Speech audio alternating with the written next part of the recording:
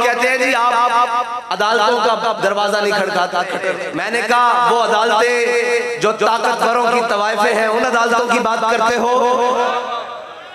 और उन अदालतों की बात करते हो जो ताकतवरों के लिए रात को खुलती हैं। हम अपना मुकदमा उस बारगाह में लेकर गए हैं जो ना रात देखती है ना दिन देखती है। वो बारगाह 24 घंटे खुली हुई है और बाबा जी ने भी अपना मुकदमा उस बारगाह में रखा हुआ है। अब बारी बारी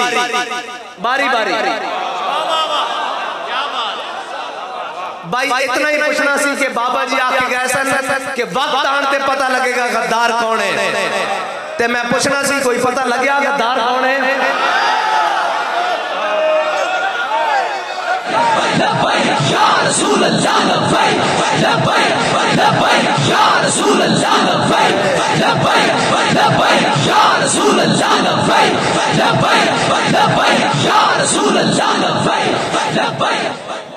नहीं पता लग गया तो मैं तुहानू दसदा गद्दार कौन है। हर वो बंदा जिसने हुजूर दा कलमा पढ़िया